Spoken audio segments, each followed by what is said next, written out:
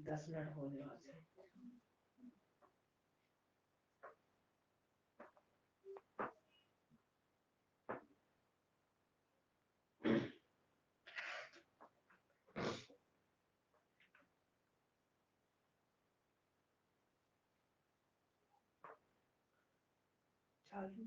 चालू तो हो गया यार।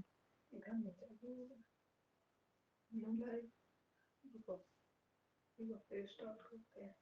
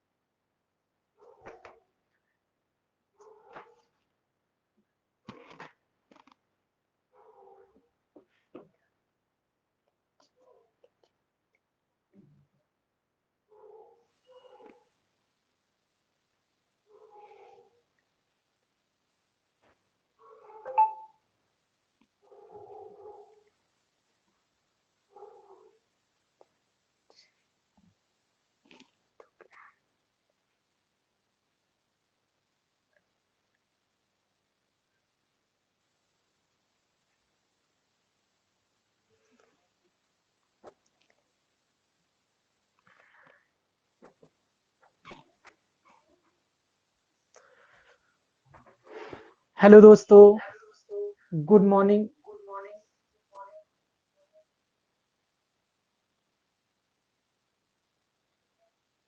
आवाज कम करो इसकी।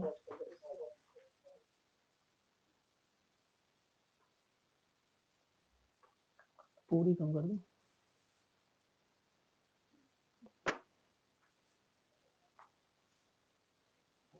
चलिए दोस्तों, गुड इवनिंग। आज से हम लोग जो है ना, आज एक नया टॉपिक पढ़ते हैं, है ना। आज हम लोग क्या करेंगे, इसकी वॉल्यूम बंद कर दो बिल्कुल।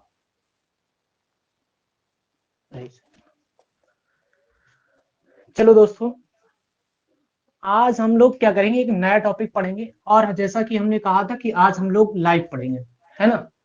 जिसके बारे में हमने बताया था आपको कि हम लोगों की जो क्लास है ये आपकी निरंतर चलेगी और इसी ऐप पर चलेगी, है ना। तो हमें सब लोगों को पहले ये देखना है कि आज एक नया टॉपिक स्टार्ट करना हम लोगों को।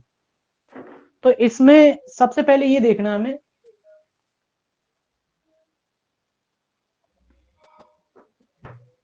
कि आज एक नया सा टॉपिक होगा जो सभी के लिए निर्धारित होगा। और सबसे बड़ी इसमें बात ये होगी कि जितने भी स्टूडेंट इससे जुड़ेंगे सभी लोगों को इससे प्रॉफिट होगा, क्योंकि ऐसा हम टॉपिक पढ़ाने जा रहे हैं जिससे सभी को प्रॉफिट होगा। हालांकि ये आपकी डेमो क्लास जो होगी वो 2 दिन की डेमो क्लास होगी, और हम लोगों को जो 2 दिन की डेमो क्लास लेनी है उसमें निर्धारित ये रहेगा कि 2 दिन की डेमो होगी। इसके बाद में मंडे से हम लोग क्या करेंगे, मंडे से फिर हम लोगों का एक नया टॉपिक चलेगा। अभी हम लोग ऐसा टॉपिक पढ़ेंगे जो 2 दिन का डेमो में होगा हम लोगों का। इसके बाद में हम लोग जैसे पढ़ेंगे फिर वो हम लोग मंडे से नया सेशन स्टार्ट करेंगे जो भी एक नया टॉपिक होगा। इसमें सबसे बड़ी बात यह है कि मंडे से जब हम स्टार्ट करेंगे तो उसमें पेड बैच चलेगा, तो उसकी फीस क्या होगी क्या नहीं होगी उसके बारे में बताना होगा। थोड़ा सा डिस्कस करते फिर इसके बाद में हम जहां जैसे क्लास पढ़ानी है वैसे ही हम आप लोग पढ़ाएंगे। तो सबसे पहले हम लोग चलते हैं कहां पर, यहां कि फीस के बारे में हम लोग डिस्कस करते हैं। थोड़ी सी बात है कि जो बच्चा ऑफलाइन आएगा और जो बच्चा आपको मान के चलिए केवल ऑनलाइन पढ़ रहा है ना, ऑनलाइन पढ़ रहा, तो ऑनलाइन की फीस आपकी 300 रुपए पर मंथ होगी, है ना। और ऑफलाइन में अगर आप जो बच्चा ऑफलाइन भी पढ़ रहा है और ऑनलाइन भी पढ़ रहा है तो ऑनलाइन ऑफलाइन की फीस जो आपसे 400 रुपए पड़ती है वो पड़ेगी, और ऑनलाइन भी पढ़ना चाहता है तो उससे 200 रुपए पड़ेगा। कुल मिलाकर के ऑफलाइन और ऑनलाइन दोनों बैच पढ़ना चाहता है तो उससे 600 रुपए फीस पड़ेगी। और अगर आप ऑनलाइन ही केवल पढ़ना चाहते हैं तो आप 300 रुपए पे करके पढ़ सकते हैं। ये केवल आपको 2 दिन क्लास फ्री मिलेगी आपकी, आज और कल। इसके बाद में मंडे से जैसे ही क्लास होगी हम लोगों की आगे क्लास निर्धारित चलेगी। समझ गए आप लोग। तो आप लोग बता सकते हैं कि किसको क्या दिक्कत है, जल्दी से बताएं। रचना जी कह रही हैं hello sir. Hello. Anjali Gupta good evening sir. Good evening बेटा। तो आवाज हमारी सही आ रही है आप लोगों को? जल्दी से बताएं, फिर हम लोग नया टॉपिक पढ़ाते हैं, क्योंकि आज पहला पहला दिन है हम लोगों का। तो और बात बाकी कैसा आपको क्लास लग रही, कोई दिक्कत हो तो तुरंत से बताएं। अगर नहीं है तो फिर हम आगे के लोग अपना टॉपिक पढ़ाते हैं। जल्दी बताइए। अंजलि कह रही कोई प्रॉब्लम नहीं है सर। सरिता कह रही कोई प्रॉब्लम नहीं। आर के कह रहे हैं जय हिंद भैया, जय हिंद आर के अग्रवाल जी। ठीक, तो चलते हैं हम लोग अपना टॉपिक नया पढ़ते हैं। देखिए, तो अब आप लोग समझ गए होंगे, उसी के अकॉर्डिंग आप लोग पढ़ें। और आपकी देखिए ऑनलाइन क्लास चली रही है, ये आपकी विधिवत क्लास चलती रहेगी, और ऑफलाइन भी आपकी क्लासेस चल रही हैं। ठीक है, जिन स्टूडेंटों को आना है वो आ सकते हैं, बेशक कोई दिक्कत नहीं। ठीक, तो आज हम लोग जो पढ़ेंगे वो, आज हम जनगणना टॉपिक पढ़ेंगे। समझ रहे हैं आप? जनगणना टॉपिक, ये टॉपिक बहुत ही महत्वपूर्ण है भाई। आप चाहे यूपी पीसीएस का पेपर दें या लोअर पीसीएस का एग्जाम दें, इसके अलावा आप चाहे यूपी पुलिस का एग्जाम दें, और आरओ के में भी पूछे गए थे। 2000 जो अभी इससे पहले 2020 का पेपर हुआ था लोअर पीसीएस का, तो उसमें कम से कम 12 से 13 क्वेश्चन जनगणना की आए थे केवल। अब आप समझ सकते हैं। और जो एग्जाम, बड़े एग्जाम में कोई क्वेश्चन आ जाता है तो उसका रिपीटेशन छोटे एग्जामों में होता जरूर है, ये कंपलसरी है बिल्कुल। ठीक, बाद बाकी हम लोग ऐसा देखेंगे, जैसे कि आपके आरओ का भी पेपर हुआ था, कुछ ही दिन हुए हैं शायद में, 10 या 12 दिन जो भी हुए हैं, उसमें आप देख सकते हैं कि उसमें भी आपके शायद में 8 क्वेश्चन पूछे गए थे जनगणना से। और ये बहुत ही महत्वपूर्ण टॉपिक है हमारा। तो अब आप लोग समझ सकते हैं, जैसा कि हम लोगों को टॉपिक पढ़ना है जनगणना, और ये निर्धारित आपकी क्लास कंपलसरी है कि ये चलनी चलनी। ठीक, बस ये है कि 2 दिन हमारा जनगणना टॉपिक चलेगा, और जिसमें आपकी डेमो क्लास हो जाएगी। इसके बाद में हम लोग मंडे से एक नया टॉपिक पढ़ेंगे। ठीक है, तो हम लोग शुरुआत करते हैं। जो जनगणना पढ़ेंगे वो शुरुआत से पढ़ेंगे, और 2000 की जो जनगणना हुई थी उसके आंकड़े क्या थे, उसी के आधार पर हम लोग पढ़ेंगे। ठीक, चलिए भाई देखते हैं आगे की ओर। अच्छा, सब क्लियर है भैया। श्याम क्या दिक्कत हो रही है तुमको, जल्दी से बताएं। में ब्लर कर रहा है, ब्लर बीच बीच में। अच्छा, ठीक, उसकी प्रॉब्लम आज बेटा पहला दिन है, तो वो थोड़ा तो इतना करेगा ही प्रॉब्लम, समझ रहे हो? धीरे धीरे समस्या सॉल्व होगी आपकी। ओके भैया, ओके भैया। ठीक, देखिए भैया, जनगणना हम लोग पढ़ते हैं। सबसे पहले बात करते हैं हम कि जनगणना का विज्ञान की कौन सी शाखा है जिसके अंतर्गत जनगणना का हम अध्ययन करते हैं। मतलब वह शाखा जिसके अंतर्गत जनगणना का अध्ययन करते हैं, तो उसे हम डेमोग्राफी कहते हैं। डेमोग्राफी के अंतर्गत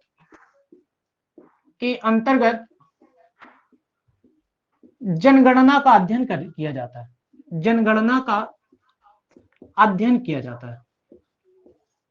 ठीक, अध्ययन किया जाता है। समझिए, ये एक एक पॉइंट आपको नोट करके लिखना है। बिल्कुल आप जैसे चल रहे हैं उसी के निर्धारित अकॉर्डिंग आप चलते रहेंगे। कुल मिलाकर के एक एक पॉइंट हम आपको लिखाएंगे, विधिवत रूप से आपको एक एक पॉइंट नोट करते हुए चलना है। समझ रहे? आप पेन कॉपी लेकर के बैठे साथ में और आगे की ओर चले। ठीक, इसके बाद में देखो, अगर आपसे पूछा जाए कि भारत में प्रथम जनगणना कब हुई थी, तो याद रखें ये 1872 में हुई थी। किसके शासन काल में हुई थी, या कौन सा अंग्रेज अधिकारी था यहाँ पर, तो याद रखें ये लॉर्ड मेयो के समय, लॉर्ड मेयो के शासन काल में या समय में ये जनगणना आपकी हुई थी। 1872 की जो जनगणना हुई वो आपके लॉर्ड मेयो के शासनकाल में हुई थी और ये एक प्रयोग के तौर पर की गई थी। यहाँ पर ये नहीं था कि 10 वर्ष या जैसे भी हमारी आज कंपलसरी जो जनगणना चलती है उसके आधार पर, ऐसा कुछ भी नहीं था। मतलब एक प्रयोग के तौर पर 1872 में हमारी जनगणना की गई थी। किस अंग्रेज अधिकारी के समय की गई थी? तो लॉर्ड मेयो के समय की गई थी।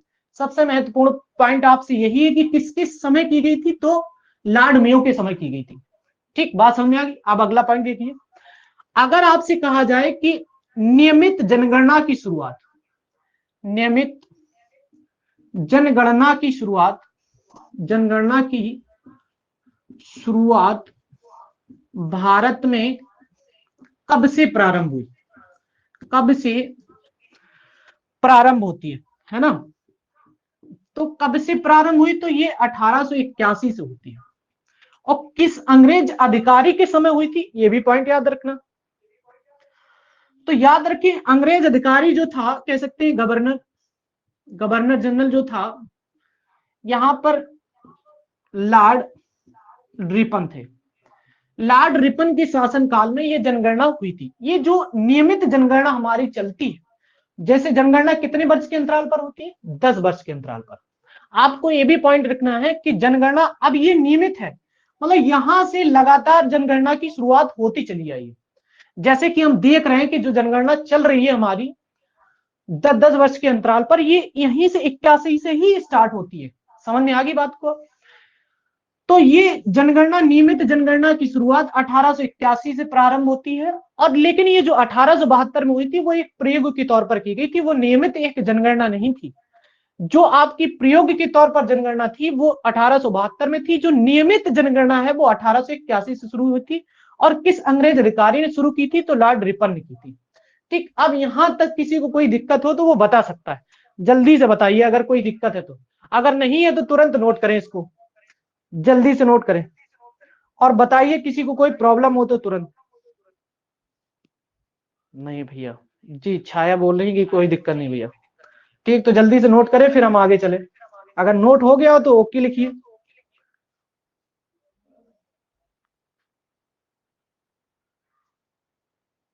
Avantika okay sir, okay. Upendra, सरिता ओके, प्रियांशु ओके। जल्दी से नोट हो गया, आगे चलते हैं। ठीक, सादाब भी आ गया। चलिए भाई, आगे की बात अब हम लोग करते हैं। नोट हो गया हो तो आगे चले।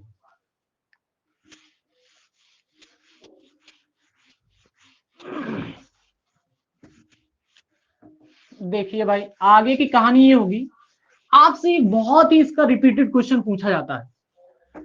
कैसा क्वेश्चन पूछता है इसका जनगणना के बारे में? देखिए, सबसे पहले ये पॉइंट आपको नोट कर लेना कि जनगणना जो होती है, जनगणना 10 वर्ष के अंतराल पर होती है। 10 वर्ष के अंतराल पर होती है। ठीक, कितने अंतराल पर होती है? 10 वर्ष के अंतराल पर होती है।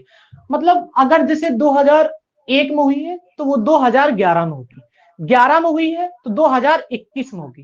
कुल मिलाकर के 10 वर्ष का डिफरेंस लेकर के ही ये जनगणना हमारी चलती है। ठीक, अगर बात समझ में आ गई तो फिर ये भी पॉइंट आपको नोट करके लिखना है। फिर अगला पॉइंट देखिए, एक क्वेश्चन पूछा जाता है कि जनगणना का या कह देगा जनसंख्या का महाविभाजन वर्ष, महाविभाजन वर्ष किसे कहते हैं? मतलब एक महाविभाजन, सबसे ज्यादा जो विभाजन हुआ तो वो किस वर्ष हुआ था जनगणना में? तो ये क्वेश्चन बहुत रिपीटेड है। ये जीडी में भी पूछा गया, पुलिस में भी पूछा गया, कई बार पूछा गया।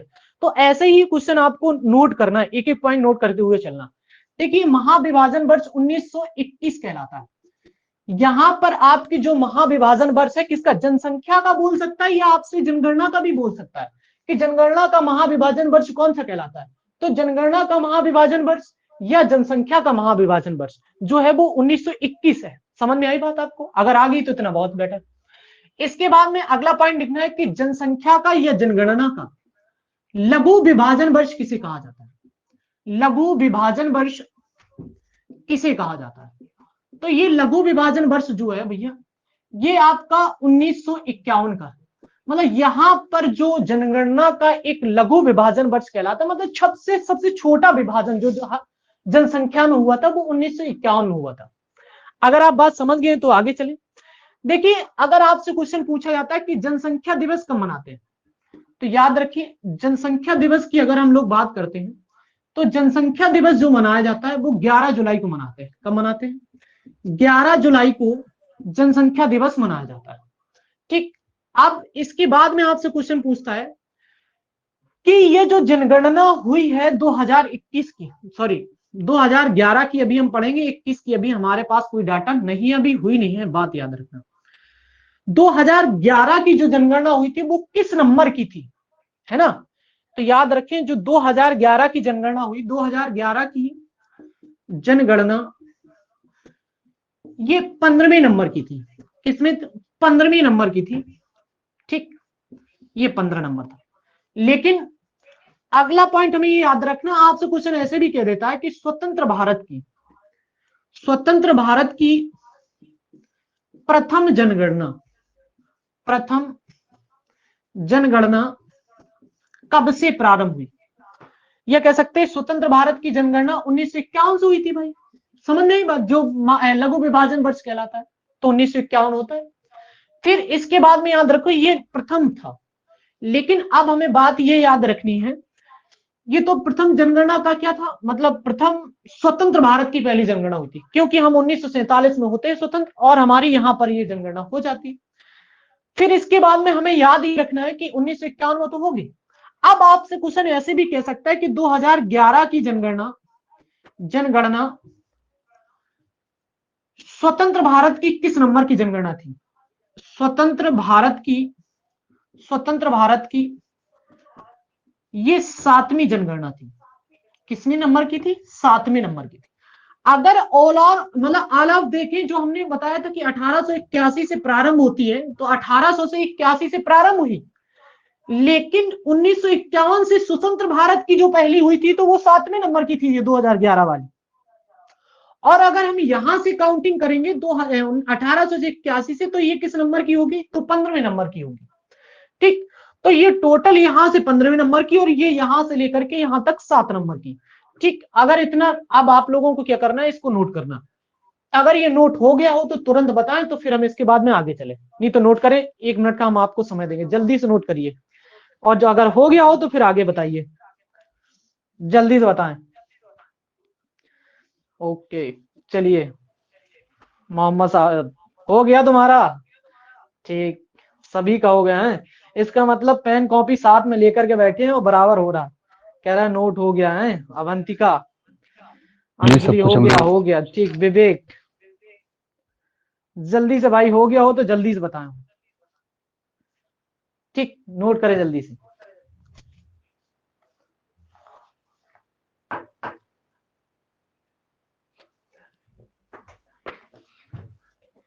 चलिए भाई, आगे बताइए, हो गया है हो तो गया फिर है। हम आगे चलते हैं।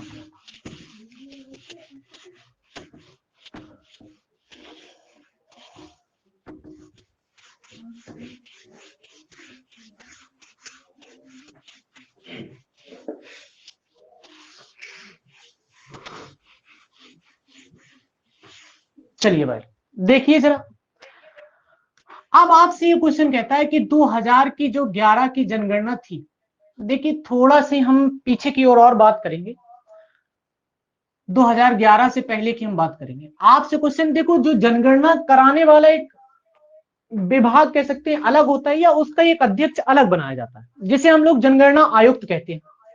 तो आपसे क्वेश्चन कभी कभार ऐसे भी क्वेश्चन पूछ देता है कि प्रथम जनगणना आयुक्त कौन थे, या ऐसे कह देगा कि स्वतंत्र भारत के जनगणना आयुक्त कौन बने थे, या आपसे क्वेश्चन ऐसा भी कह सकता है कि वर्तमान में जनगणना आयुक्त कौन है। तो ये भी पॉइंट हमको याद रखना है। ठीक, बात समझ में आ रही? अगर आ गई तो अच्छी बात। देखिए जरा, अगर हम लोग पूछे कि प्रथम जनगणना आयुक्त कौन थे, तो लिखें कि प्रथम जनगणना आयुक्त जो थे वो आपके प्लाडेन थे। ठीक, ये आपके प्रथम जनगणना आयुक्त थे। लेकिन अगर आपसे पूछा जाए कि स्वतंत्र भारत के प्रथम जनगणना आयुक्त, प्रथम जनगणना आयुक्त कौन थे? तो इस बात को भी याद रखें, स्वतंत्र भारत के जो जनगणना आयुक्त थे इनका नाम था आपका आर ए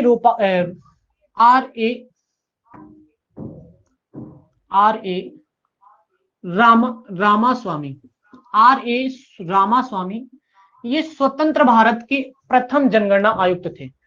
इसके बाद में अगर आपसे क्वेश्चन ये कहता है कि वर्तमान में जनगणना आयुक्त कौन है, वर्तमान में जनगणना आयुक्त कौन है, तो याद रखें अगर आपसे वर्तमान में पूछता है तो सी चंद्रमौली ये वर्तमान में जनगणना आयुक्त हैं। ठीक, अगर अब इन तीनों चीजों को आपको नोट करना, मतलब 2011 की जनगणना के समय जो थे वो ये जनगणना आयुक्त थे, मतलब ये जनगणना कराने वाले एक आयुक्त थे या अध्यक्ष थे, इस बात को याद रखें। और जो स्वतंत्र भारत की 1951 में हुई थी ये यहाँ पर कौन थे? आर ए रामास्वामी थे। और जो वर्तमान में कह सकते हैं 2011 की जनगणना हुई थी इसकी बात है। और ये प्रथम की बात करें तो जो आपके 1872 में प्रथम जनगणना हुई थी वो वहां पर आयुक्त थे कौन? डब्ल्यू प्लाडेन। तो ये आपके स्वतंत्र भारत के भी थे और ये पहले थे, तो इस बात को नोट करना। हाँ जी, जल्दी से नोट करें। हाँ गुरु जी क्या कह रहे हैं? मोहम्मद सादात कह रहे हैं गुरु जी आराम से पढ़ाओ, आराम आराम से। अरे अब तुम खूब तेजी से शोर मचाओ, समझ रहे हो? अब यहाँ कोई दिक्कत नहीं है ना, क्लास में तो बहुत शोर मचाते हो है ना। चलो भाई जल्दी से शोर मचाओ, नोट भी करो हैं।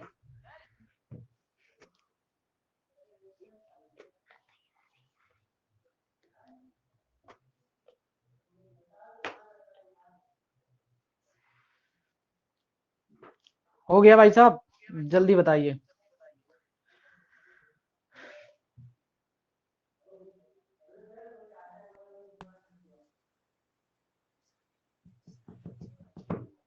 चलिए भाई हो गया है तो आगे चलते हैं। आप लोग बहुत ही होशियार बच्चे हैं है ना, तो समझ में तैयारी करते रहो, बाद बाकी आपको चीज इतने समझदार है कि नहीं। चलिए भाई अगला पॉइंट देखें। अब हम लोग पढ़ेंगे किसके बारे में? 2011 की जनगणना के बारे में। सबसे पहले हम लोग याद रखेंगे, आपसे क्वेश्चन पूछा जाता है कि 2011 की जनगणना का आदर्श वाक्य क्या था। आदर्श वाक्य भैया ये आपका पूछा गया था किसमें? शायद में आपका ये जूनियर असिस्टेंट का पेपर हुआ था उसमें पूछा गया था कि 2011 की जनगणना में के समय में आपके आदर्श वाक्य क्या था। इसका एक आदर्श वाक्य भी डिसाइड किया जाता है कि मतलब कौन सा वाक्य है जिसके तहत आप इसको करने वाले हैं। तो याद रखें आदर्श वाक्य जो था वो प्रागणिक शिक्षिका था, प्रागणिक शिक्षिका ये आपकी क्या थी? एक आदर्श वाक्य था। ठीक, तो इसको नोट करें पहले आदर्श वाक्य। इसके बाद में जनगणना एक शुभांकर जो पूछा जाता है। ठीक, इसमें आप हमारी जनगणना हमारा भविष्य, हमारी जनगणना हमारा भविष्य, ये क्या है भैया? ये इसका आदर्श वाक्य था।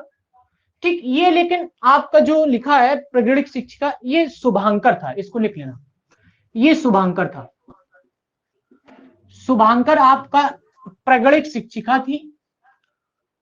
और जो आदर्श वाक्य था इसका ये था कि हमारी जनगणना और हमारा भविष्य। ठीक, ये इसका आदर्श वाक्य एक रखा। और हमने बताया था कि आपको यहाँ पर जनगणना आयुक्त कौन थे, तो जनगणना आयुक्त जो बताए हैं 2011 में वो सी चंद्रमौली थे। कौन थे?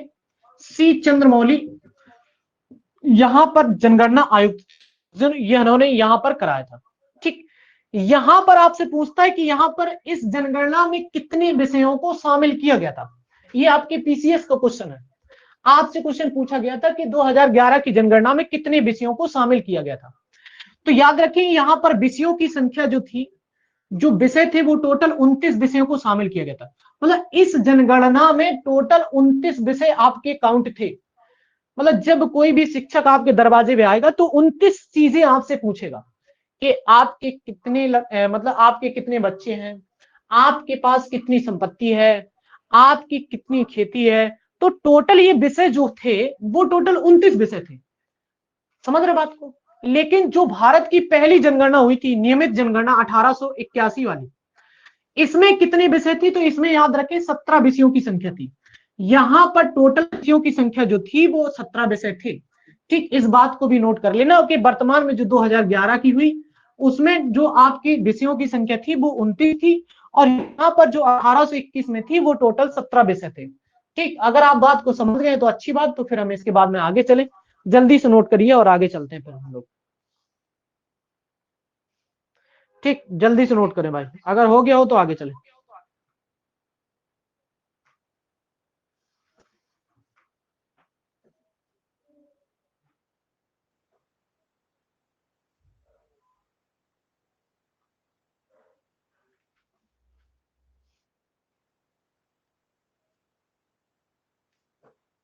हो गया, चलिए भाई।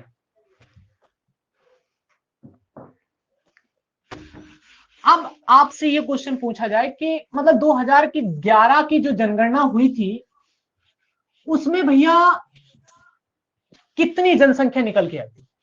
तो याद रखें 2011 में भारत में कितनी जनसंख्या थी। तो अगर हम जनसंख्या की बात करें तो जनसंख्या की जो संख्या थी किसमें 2011 में, ये 121.08 करोड़ निकल के आई थी। ठीक, जैसे कि आप लोग देखते हैं मोदी जी क्या कह देते हैं, बोले 121 करोड़ की जनसंख्या, है ना। तो मतलब ये 121 करोड़ की ही जनसंख्या थी उस समय हमारे पास, समझे बात। इसके बाद में अगला पॉइंट हमें याद रखना है कि ये जो भारत विश्व में है, विश्व में दूसरे नंबर का देश है जिसके पास सबसे अधिक जनसंख्या है। मतलब पहले स्थान पर कौन है? प्रथम स्थान पर जनसंख्या में कौन सा रखता है? तो याद रखिए चीन। चीन विश्व में पहले स्थान पर है ना, और भारत दूसरे नंबर पर है।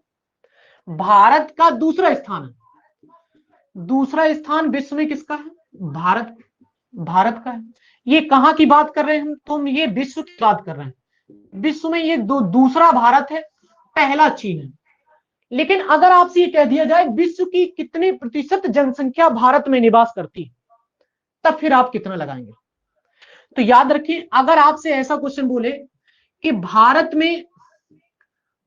में विश्व की कुल जनसंख्या, विश्व की कुल जनसंख्या, कुल जनसंख्या कितने प्रतिशत निवास करती है, कितने प्रतिशत निवास करती है। ठीक, तो अब आपको ये बताना कि 17.5, बस 17.5% पूरे विश्व की जनसंख्या भारत में उपस्थित है। समझ रहे हैं आप, केवल जनसंख्या ही में है भारत, आप लोग समझते हैं इस बात को। और बात बाकी किसी में नहीं है, भारत केवल जनसंख्या ही में है। बात बाकी उत्खनन के कार्य देख लो, या पढ़ाई में देख लो, शिक्षा में देख लीजिए, आप सबसे पीछे है ना, समझ रहे बात को। और इससे पहले आपका चीन जनसंख्या में है तो शिक्षा में भी है, सारी चीजों में है कि नहीं। उत्खनन का भी काम होते हैं, प्रोडक्ट भी होते हैं, कंपनियां भी लगाई जाती हैं, लेकिन भारत में ऐसा कुछ नहीं। भारत में केवल जनसंख्या है, बात बाकी पढ़ो लिखो चाहे घूमो, समझ लो, पैदा कर दिए जाओगे और रोड पे घुमाया जाएगा। तो ठीक, अगर आप लोग इतने समझदार हैं तो बहुत अच्छी बात है ना, समझ गए होंगे। तो इतना नोट करो, फिर आगे की ओर चलते हैं हम लोग।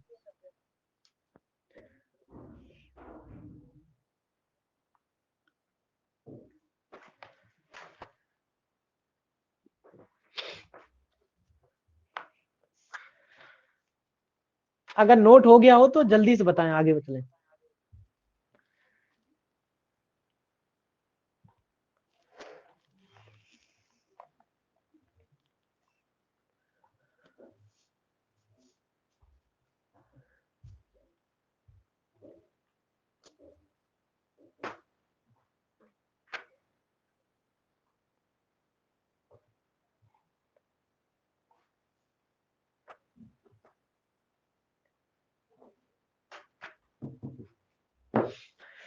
हो गया भैया, चलिए देखिए एक पॉइंट आपको और याद रखना कि 10 की जनसंख्या में कितने प्रतिशत की वृद्धि हुई थी। मतलब जो 2001 में हुई थी जनगणना, फिर इसके बाद में जो 2011 में जनगणना हुई, मतलब ये 10 की वृद्धि, कितने की, 10 की वृद्धि जो हुई थी, ये कितने प्रतिशत जनसंख्या में हुई थी, मतलब 10 वर्ष के अंतराल में कितनी जनसंख्या बढ़ रही थी, ये पॉइंट है आपसे। तो आपसे क्वेश्चन कह देता है कि 10 की जनसंख्या में, 10 की जनसंख्या में कितने प्रतिशत की वृद्धि हुई थी, तो आपको बताना है 17.7% की। ये मतलब कह सकते हैं 10 की जनसंख्या थी, मतलब 10 वर्ष में इतना वृद्धि हो गई थी। और अब 2011 से लेकर के 21 तक कितनी बढ़ गई होगी, तो ये अब आप समझ सकते हैं, है कि नहीं। तो इसको भी एक पॉइंट नोट कर ले, फिर इसके बाद में हम लोग चलते हैं। फिर इसके बाद में हम लोग देखते हैं कि पुरुषों की जनसंख्या कितनी थी, महिलाओं की जनसंख्या कितनी थी, मतलब शिशुओं की जनसंख्या, शिशु कितनी थी, उसके बारे में हम लोग पढ़ेंगे। ठीक, देखिए जरा, चलिए भाई अगला पॉइंट देखते हैं हम लोग। इसके बाद में हमें देखना है कि पुरुषों की जनसंख्या कितनी थी। पुरुषों की जो जनसंख्या होती है, पुरुषों की जनसंख्या ये 62.38 करोड़ थी।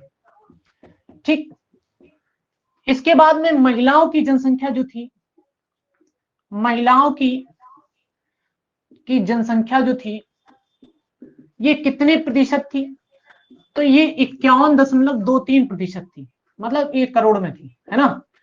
इसके बाद में अगर आपसे शिशुओं की जनसंख्या पूछी जाए, मतलब देखिए शिशुओं की जनसंख्या अगर आपसे पूछे, शिशुओं की जनसंख्या के बारे में अगर आपसे पूछे कि शिशुओं की भैया कितनी जनसंख्या थी, अब आप इसमें ये याद न रखिए कि शिशु कितने थे कितने नहीं थे, तो इस बारे में आपको लिखना है कि 16.43 करोड़ ये थे। ठीक, इनकी संख्या टोटल हो जाती है। मतलब हम ये कह सकते हैं कि 51% पुरुषों की जनसंख्या थी और 48% महिलाओं की जनसंख्या थी। 51% ये थी, 48% महिलाएं थी, और लगभग में 16 से 17% ये बच्चे थे। अब बच्चों की काउंटिंग इसी में होगी, याद रखना, इसी पुरुषों और महिलाओं में ही बच्चे थे जो हमने आपसे अलग रख दिए। आप ये ना कहें कि भैया 51 ये हो गया, 48 ये हो गया, फिर 17% ये क्या हो गया, तो 100 से भी पार हो गया। तो याद रखें इसी पुरुषों और महिलाओं में ही आपके 17% बच्चे भी शामिल थे। समझ में आई बात।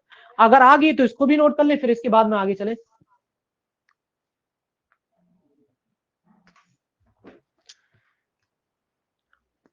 हो गया नोट, जल्दी से बताइए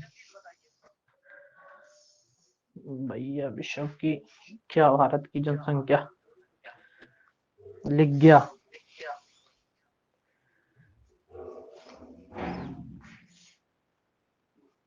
जल्दी से बताइए भाई।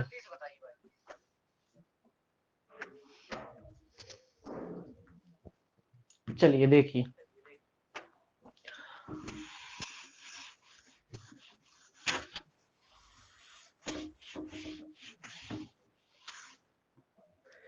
देखिए अब कुछ पॉइंट हमें याद रखने होते हैं कि जनघनत्व तो सबसे अधिक किस राज्य में था, अगर वो था तो कितना था, है ना। तो ये भी हमें देखना है।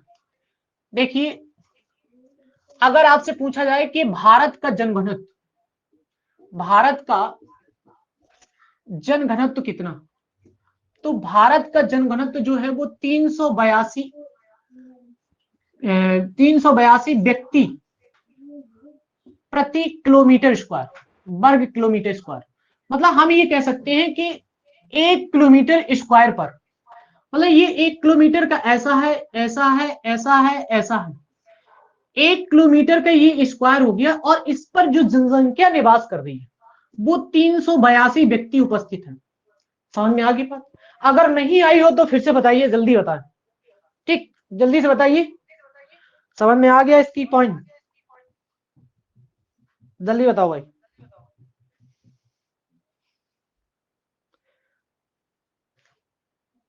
जल्दी बताइए, हो गया कि नहीं, हो गया। ठीक, चलिए तो फिर देखो आगे। इसके बाद में अगर आपसे पूछा जाता है कि किस राज्य का सर्वाधिक जनघनत्व था, सर्वाधिक जनघनत्व था, मतलब सबसे अधिक किस राज्य का जनघनत्व था, और सबसे कम,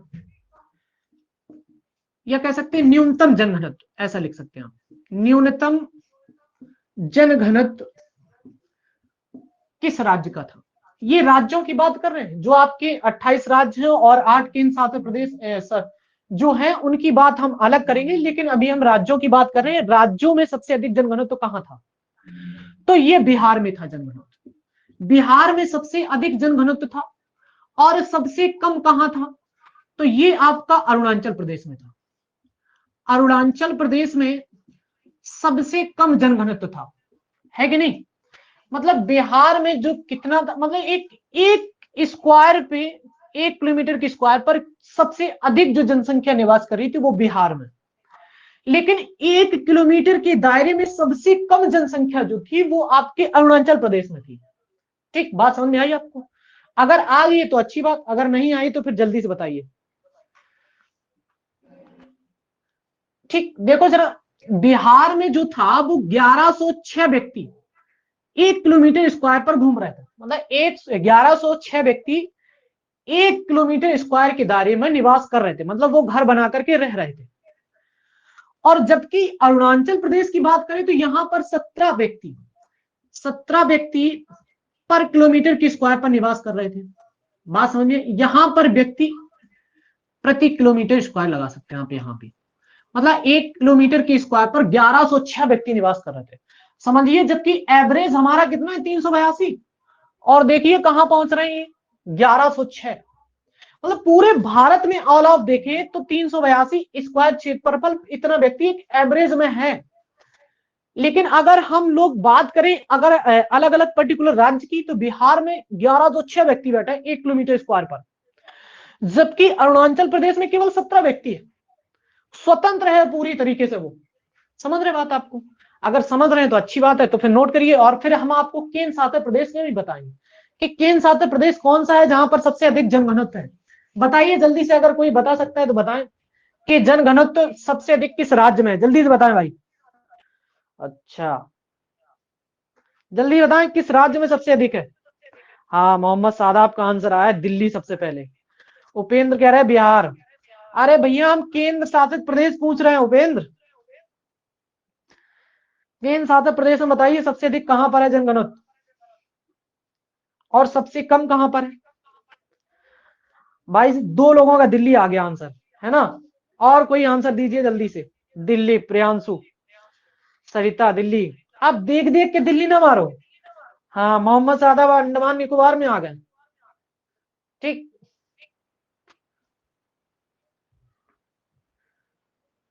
तो आज की क्लास हम लोग यहीं तक रखते हैं।